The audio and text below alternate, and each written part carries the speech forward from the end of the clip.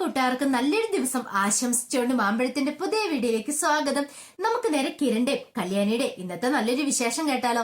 അങ്ങനെ ഇന്നത്തെ വിശേഷത്തില് കാർത്തികയും ലക്ഷ്മിയും കൂടി കല്യാണിക്ക് സ്വീകരണം കൊടുക്കുന്നതിനെ കുറിച്ചൊക്കെ ആലോചിച്ചോണ്ടിരിക്കുകയാണ്. ഈ സമയത്ത് വക്കീൽ സാർ പറഞ്ഞു, അല്ല ഒരു കാര്യം ചോദിച്ചോട്ടെ, ഇനിയിപ്പൊ നിങ്ങളാ സ്വീകരണം കൊടുക്കുന്ന കാര്യം എങ്ങനെ കല്യാണി അറിയോന്ന് ചോദിക്കുക. ഇത് കേട്ടതും കാർത്തിക പറഞ്ഞു, അങ്ങനെയൊന്നും അറിയത്തില്ല, ഒരു കാരണവശാലും അറിയാനും പോകുന്നില്ല.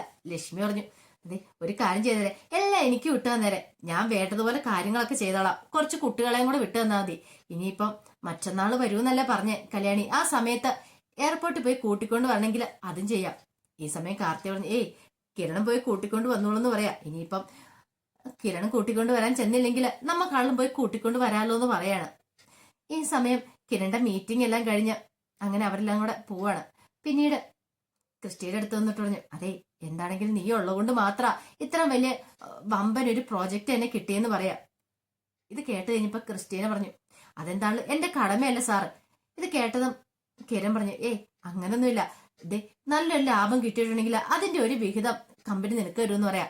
അതിന്റെ ആവശ്യമൊന്നുമില്ല സാർ, എനിക്ക് അതിന്റെ ആവശ്യമൊന്നുമില്ല. ഞാൻ എന്ത് ജോലി ചെയ്യുന്നുണ്ടെങ്കിൽ അതിന്റെ ശമ്പളം സാർ എനിക്ക് തരുന്നുണ്ട്, അത് മതി. അതിനേക്കാൾ ഉപരി എനിക്ക് മറ്റൊന്നും വേണ്ടാന്ന് പറയാം. അല്ലെങ്കിലും ഞാൻ ഇവിടെ ജോലിക്ക് വന്നത് തന്നെ സാറിന്റെ ടിപ്പോ അങ്ങനെയൊന്നും പ്രതീക്ഷിച്ചല്ല. നമ്മൾ ജോലി ചെയ്യുന്നു, അതിനുള്ള ശമ്പളം വാങ്ങുന്നു, അത്രയ്ക്കേ ഉള്ളൂ.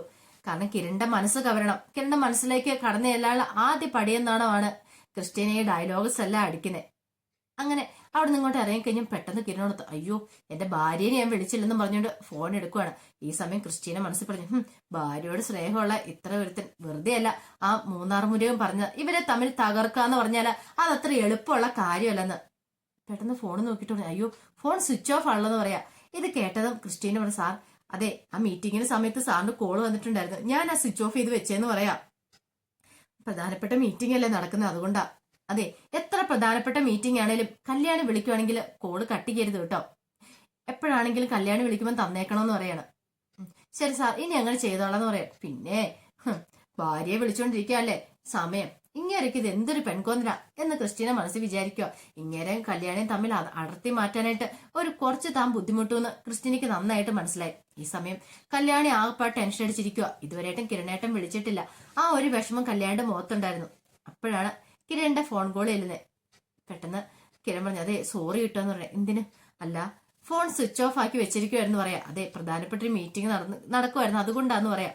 അത് ഞാനല്ല സ്വിച്ച് ഓഫ് ചെയ്ത് വെച്ചേ, അതെ പുതിയ സ്റ്റാഫാ, ഞാൻ പറഞ്ഞില്ലേ ക്രിസ്റ്റീന, അവർക്ക് അറിയത്തില്ലായിരുന്നു പ്രധാനപ്പെട്ട മീറ്റിംഗ് ആണെന്ന് ഓർത്തോണ്ട് കല്യാണി വിളിച്ചു കഴിഞ്ഞപ്പോ ആ കോളം കൂടി കട്ട് ചെയ്ത് വിട്ടേന്ന് പറയാം. അതൊന്നും സാരമില്ല കിരണേട്ടാ, അതൊന്നും പ്രശ്നമുള്ള കാര്യമല്ല. മീറ്റിംഗ് എന്തായി കാര്യങ്ങളൊക്കെ, അതൊന്നും കുഴപ്പമില്ല, എല്ലാം ഓക്കെ ആയിട്ട് നടന്നു. 3-4 പ്രോജക്റ്റ് പോയി കഴിഞ്ഞപ്പോ അതിനേക്കാളും വലിയൊരു പ്രോജക്റ്റ് എപ്പം നമുക്ക് കിട്ടിയിരിക്കുന്നു പറയാം. പിന്നെ ആ പുതിയ സ്റ്റാഫ് എങ്ങനെയുണ്ട്, ആള് കൊള്ളാൻ തരക്കേടില്ല എന്ന് പറയാണ്. ഇതും പറഞ്ഞിട്ട് ക്രിസ്റ്റീനെ ഞാൻ നോക്കുകയാണ്. ക്രിസ്റ്റീന മനസ്സിൽ പറയാ, നീ അറിയാൻ പോകുന്നുള്ളൂ എന്നെ കുറിച്ച് ശരിക്കും, ഞാൻ ഇനിയാണ് എന്റെ ശരിക്കുള്ള ഡ്രാമ അങ്ങ് തുടങ്ങണേന്ന് ക്രിസ്റ്റീന മനസ്സിൽ പറയാണ്. പിന്നീട് കല്യാണിയും കിരണയും തമ്മിൽ സംസാരിക്കുന്നുണ്ട്. കിരൺ പറഞ്ഞു, അതേ മറ്റന്നാൾ നീ വരുമെന്നല്ല പറഞ്ഞേ. അതെ മറ്റന്നാൾ വരും, അപ്പൊ ഞാൻ എയർപോർട്ടിലേക്ക് വരാൻ കൊണ്ടുവരാനായിട്ട്. അതിന്റെ കാര്യമൊന്നും ഇല്ലെന്നേ. അതെ പിന്നെ മറ്റൊരു കാര്യമുണ്ട്, അത് പറയാൻ മറന്നുപോയി. എന്തേ?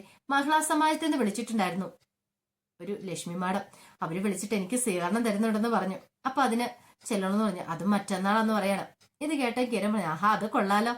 അല്ല അവര് വന്ന് എയർപോർട്ടിൽ നിന്ന് കൂട്ടിക്കൊണ്ട് പോയിക്കോളാന്ന് പറഞ്ഞിട്ടുണ്ട്. വേണ്ട വേണ്ട, അതിന്റെ കാര്യമൊന്നുമില്ല, ഞാൻ വന്നോളാം, ഞാൻ നിനക്ക് വേണ്ടി കാത്തിരിക്കുവല്ലേ നിന്നെ കാണാൻ വേണ്ടിയിട്ട്. ഞാൻ നിന്നെ വന്ന് കൂട്ടിക്കൊണ്ട് ഞാൻ അങ്ങോട്ട് പോയിക്കോളാം, നമുക്ക് രണ്ടൊക്കെ ഒരുമിച്ച് സ്വീകരണ സ്ഥലത്തേക്ക് പോവാന്ന് പറയാണ്. ഇത് കേട്ട് കഴിഞ്ഞപ്പോ കല്യാണി പറഞ്ഞു, ശരിയെന്ന് പറയാം. ഇത് കേട്ടോണ്ടിരുന്ന ക്രിസ്റ്റീനയ്ക്ക് നല്ല ദേഷ്യം വന്നു. രണ്ടും കൂടെ സല്ലപിക്കുന്ന സല്ലാപം കണ്ടില്ല എന്നായിരുന്നു മനസ്സില്. പിന്നീട് രാഹുലിനെ കാണാനായിട്ട് ക്രിസ്റ്റീന ചെല്ലുവാണ്. ഈ സമയം രാഹുൽ ക്രിസ്റ്റീനോട് പറഞ്ഞു, അതെ മറ്റന്നാൾ അവള് വരൂന്നാ പറഞ്ഞേ. ഞാൻ പറഞ്ഞ കാര്യങ്ങളൊക്കെ അത് സാറേ ഇടപെടയെ നടത്താൻ പറ്റുന്ന കാര്യമാണോ? ഞാൻ 3 മാസത്തെ അവധി ചോദിച്ചിട്ടുണ്ട്, ആ 3 മാസത്തിനുള്ളിൽ ഞാൻ 2 രണ്ടാക്കിയിരിക്കും, അതിന് മാറ്റം ഒന്നും ഉണ്ടാവില്ല. അതിന്റെ ആദ്യ പടി എന്നോണം എനിക്ക് വേണ്ടുന്ന കാര്യങ്ങളൊക്കെ ഞാൻ ചെയ്തിട്ടുണ്ട്. ഇനിയിപ്പോ അടുത്ത 2 ദിവസം എന്ന് പറഞ്ഞിട്ട് ഞാൻ കിരൺ സാറിന്റെ മനസ്സ് കയറി കൂടാനുള്ള തന്ത്രപ്പാടിലായിരിക്കും എന്ന് പറയാം. ഇത് കേട്ടൻ രാഹുൽ പറഞ്ഞു, അല്ല നീ എന്തൊക്കെ ചെയ്തോണ്ടിരിക്കുന്നത്, അതൊന്നും സാറിപ്പോ അറിയേണ്ട കാര്യമില്ല. പിന്നെ മറ്റൊരു കാര്യം, ഞാൻ പറഞ്ഞ സമയത്തിനുള്ളിൽ തന്നെ ഞാൻ എന്റെ ജോലി തീർത്തിരിക്കും. ഇപ്പൊ തന്നെയാണെങ്കിലും 2-3 ഓർഡറൊക്കെ പിടിച്ചു കൊടുത്ത ഞാൻ സാറിന്റെ മനസ്സിലേക്ക് കയറിയിട്ടുണ്ട്, അതിന് ലാഭവിഹിതമൊക്കെ തരാന്ന് പറഞ്ഞു. പക്ഷെ അതിന് ലാഭം എടുത്തിട്ടുണ്ടെങ്കിൽ തന്നെ ലക്ഷങ്ങൾ വരും. പക്ഷെ എനിക്ക് അതിന്റെ കാര്യമൊന്നുമില്ല. കാരണം മറ്റൊന്നുമല്ല, എനിക്കിപ്പം ആവശ്യം അതല്ല. സാറിന്റെ മനസ്സിലൊരു ഇടം നേടുക എന്നുള്ളത്.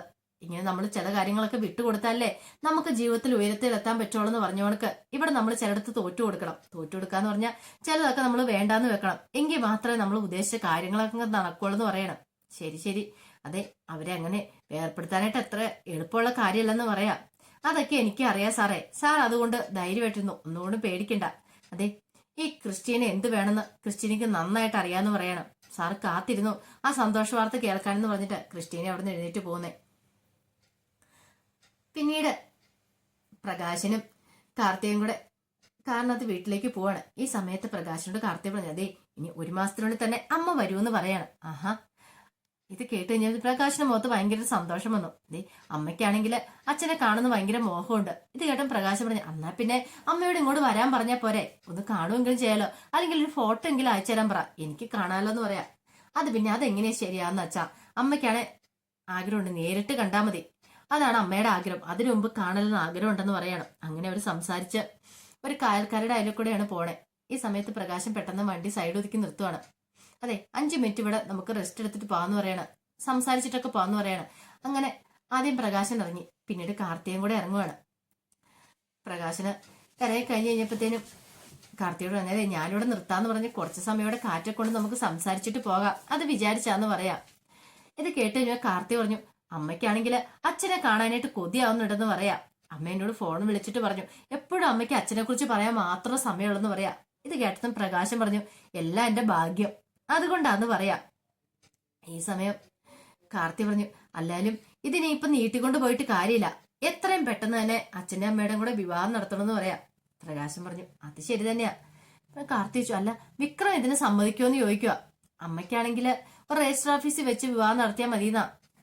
പെട്ടെന്ന് പ്രകാശം പറഞ്ഞു, ശരിയാ, അത് ശരിയാ, രജിസ്റ്റർ ഓഫീസിൽ വെച്ച് നടത്താനാണെങ്കിലും എനിക്ക് കുഴപ്പമൊന്നുമില്ല. പെട്ടെന്ന് കാർത്തി പറഞ്ഞു, വിക്രത്തിന് സമ്മതം കൂടെ വേണം. അവൻ സമ്മതിക്കാനൊന്നും ഇരിക്കത്തില്ലെന്നേ, അവൻ എന്റെ മോനല്ലേ, അവനെ ഞാൻ പറയുന്ന അവനനുസരിക്കും, അവൻ സമ്മതിക്കുമെന്ന് പറയാണ്. കേട്ടൻ കാർത്തി പറഞ്ഞു, ഇനി ഒരു പക്ഷെ സമ്മതിച്ചില്ലെങ്കിലോ? അങ്ങനെയൊന്നും വരാൻ വഴിയില്ലെന്ന് പറയാ. പ്രകാശം പറഞ്ഞു, അവന് ഞാനെന്ന് വെച്ച അത്രയ്ക്ക് ജീവനാ, അത് മാത്രമല്ല ഞാൻ എന്തെങ്കിലും പറഞ്ഞിട്ടുണ്ടെങ്കിൽ അവൻ അനുസരിക്കാതിരിക്കത്തില്ലെന്നും പറയാം. കാർത്തി പറഞ്ഞു, കാര്യങ്ങളൊക്കെ പെട്ടെന്ന് നടത്തണമെന്ന് പറഞ്ഞ് അറിയാലോ, ഇപ്പൊ എനിക്കാണെങ്കിലും ഈ കമ്പനി ഒറ്റയ്ക്ക് നോക്കി നടത്താനായിട്ട് പ്രയാസമാണ്. ഇപ്പൊ ഇനിയിപ്പൊ അച്ഛനും കൂടെ വരുവാണെങ്കിൽ കാര്യങ്ങളൊക്കെ നമുക്ക് ഒന്നുകൂടെ ഉഷാറാക്കി മുന്നോട്ട് കൊണ്ടുപോകാലോ. അത് മാത്രമല്ല അമ്മയ്ക്കൊരു കൂട്ട് വേണം താനും. അമ്മയാണെങ്കിൽ അച്ഛൻ എന്ന് പറഞ്ഞ ഒരു ചിന്ത മാത്രമേ ഉള്ളൂ. പിന്നീട് കാർത്തിക പറഞ്ഞു, അച്ഛൻ അറിയാവോ, അച്ഛൻ ഓണത്തിന് വാങ്ങിച്ചു കൊടുത്ത സാരിയില്ലേ, അതെന്നും തൊട്ടു തൊഴുതാണ് അമ്മ എഴുന്നേക്കാറുള്ളത്. അതെന്താ അങ്ങനെ? അതമ്മ എടുത്ത് ഷെൽഫിനകത്ത് വെച്ചിരിക്കുക. എന്നും ഉണർന്നു കഴിയുമ്പോ അമ്മ ഷെൽഫ് പോയി തുറന്നു നോക്കും, പിന്നെ അത് തൊട്ട് കഴുകും. എന്തൊരു ഇഷ്ടപ്പെട്ടെന്നറിയാവോ അമ്മയ്ക്ക് ആ സാരി എന്ന് പറയാ അച്ഛൻ വാങ്ങിച്ചു കൊടുത്തേ. പിന്നീട് കാർത്തിക ഇങ്ങനെ ആലോചിക്കുക, അച്ഛൻ വാങ്ങിച്ചു കൊടുത്താന്ന് പറഞ്ഞിട്ട് ആ സാരിയും കൂടി ചെന്ന് കഴിഞ്ഞപ്പോഴത്തേനും ആ സാരി വലിച്ചൊരു ഏറായിരുന്നു അമ്മ ചെയ്തത്. അതൊക്കെ ഓർത്ത് കഴിഞ്ഞപ്പോഴത്തേനും കാർത്തിക് ചിരി വന്നു. പക്ഷെ അച്ഛനോട് പറയാൻ പറ്റില്ലല്ലോ. ഈ സമയം പ്രകാശം പറഞ്ഞു, എന്നാലും എനിക്കിത് നേരിട്ട് കാണാൻ പറ്റില്ലല്ലോ. അതൊന്നും ഓർത്ത് അച്ഛൻ വിഷമിക്കേണ്ടെന്നേ, അധികം വൈകാതെ തന്നെ അമ്മേനെ കാണാൻ പറ്റും. എനിക്ക് മോളുടെ അമ്മയെടുത്ത ഷർട്ടും ഭയങ്കരമായിട്ട് ഇഷ്ടപ്പെട്ടെന്ന് പറയാ. അങ്ങനെ അവൻ സംസാരിച്ചു കഴിഞ്ഞപ്പോ പെട്ടെന്ന് കാർത്തി പറഞ്ഞു, നമുക്ക് പോയാലോ? ഒരു കാര്യം ചെയ്യാം, വിക്രത്തിനോട് ചോദിക്കുക, അവിടെ അവന്റെ അനുമതിയൊക്കെ മേടിക്കുക. ഒരു പക്ഷേങ്കിൽ അവന് കല്യാണം അച്ഛനെ കൊണ്ട് വേറെ കല്യാണം കഴിപ്പിക്കാൻ താല്പര്യം ഇല്ലെങ്കിലോ? അതൊന്നും ഓർത്ത് മോള് വിഷമിക്കണ്ട എന്ന് പറഞ്ഞിട്ട് അവര് വീട്ടിലേക്ക് പോവാണ്. പിന്നീട് വിക്രത്തിന്റെ അരിയിലേക്ക് പ്രകാശം ചെല്ലുവാണ്. പ്രകാശം ചെന്ന് സംസാരിച്ചുകൊണ്ട് ഇങ്ങനെ ഇരിക്കുവാണ്. അമ്മ സംസാരിക്കുന്നതിന്റെ ഇടയ്ക്ക് കല്യാണക്കാര്യം എടുത്തിട്ടു. ഈ സമയത്ത് വിക്രം പറഞ്ഞു, അച്ഛൻ എന്താണല്ലോ ഉദ്ദേശിച്ച കാര്യം നടക്കത്തില്ല. അതെ, വേറൊരു വിവാഹം കഴിക്കാനായിട്ട് ഞാൻ സമ്മതിക്കില്ല എന്ന് പറയണം. ഇത് കേട്ടും പ്രകാശം പറഞ്ഞു, എടാ മോനെ നീ അതെ വേറൊരുത്തിനെ ഇങ്ങോട്ട് വീട്ടിലേക്ക് കൊണ്ടുവരാന്ന് അച്ഛൻ മനസ്സിൽ പോലും ചിന്തിക്കണ്ട. അച്ഛൻ വേറൊരു വിവാഹം കഴിക്കുന്നതോട് എനിക്ക് ഒട്ടും താല്പര്യമില്ലെന്ന് പറയാം. ഇത് കേട്ടതും പ്രകാശനൊന്നും ഞെട്ടി. ഈ സമയം വിക്രം പറഞ്ഞു, എന്താച്ചാ അച്ഛൻ പേടിച്ചു പോയെന്ന് ചോദിക്കുക. അച്ഛൻ ഇങ്ങനെ ഒരു മറുപടി പ്രതീക്ഷയില്ലേ ഞാൻ ഇങ്ങനെ എന്തെങ്കിലും പറയുമോ എന്നുള്ളത്. ഞാൻ വെറുതെ തമാശക്ക് ഡയലോഗ് അടിച്ചതാ. അതെ, അച്ഛൻ വേറെ കല്യാണം കഴിക്കുന്നുണ്ട്, എനിക്ക് ഒരു കുഴപ്പമില്ല. ഞാൻ 2-3 വട്ടം അച്ഛനോട് ചോദിക്കണമെന്ന് ഓർത്തിരുന്ന, പക്ഷെ എങ്ങനെയാന്ന് ഓർത്താ ഞാൻ ചോദിക്കാതിരുന്നേ. അച്ഛൻ കഴിച്ചു വെച്ചാ. അല്ലെങ്കിൽ എന്റെ അമ്മയെന്ന് പറഞ്ഞ ആ സ്ത്രീയെ അവരെനിക്ക് കണ്ണെടുത്താ കാണത്തില്ല. ഞാൻ പോലീസ് സ്റ്റേഷനിൽ കയറിയ സമയത്തും പിന്നീട് അവിടുന്ന് ജയിലിലേക്ക് പോയ സമയത്തും അവരെന്താ പറഞ്ഞ, അവൻ നീ പുറത്തിറങ്ങല, അവൻ അകത്ത് കിടക്കട്ടെ എന്നൊക്കെയല്ലേ പറഞ്ഞേ. അവർക്ക് അങ്ങനെ ഒരു മകനില്ലെന്ന്. അങ്ങനെയുള്ള ഒരു അമ്മേനെ എനിക്ക് എന്തിനാച്ചാ? അച്ഛൻ ധൈര്യമായിട്ട് വേറെ കല്യാണം കഴിച്ചോ. അവരെ ഉപേക്ഷിക്കാൻ പറ്റുമെങ്കിൽ ഡിവോഴ്സ് കൊടുത്ത് അവരെ എത്രയും പെട്ടെന്ന് ഉപേക്ഷിക്കാൻ പറയുകയാണ്. ഇത് കേട്ടതും പ്രകാശിന് എന്തെന്നില്ലാത്ത സന്തോഷമായി. അപ്പൊ അതിന്റെ വിശേഷങ്ങളൊക്കെയാ കാണുന്നത്. ഇതിന്റെ ബാക്കി വിശേഷങ്ങളുമായിട്ട് വൈകുന്നേരത്തെ പ്രമോയി വരാട്ടോ. ഒരിക്കൽ കൂടി എല്ലാവർക്കും നല്ലൊരു ദിവസം ആശംസിച്ചു നിർത്തുന്നു. നന്ദി.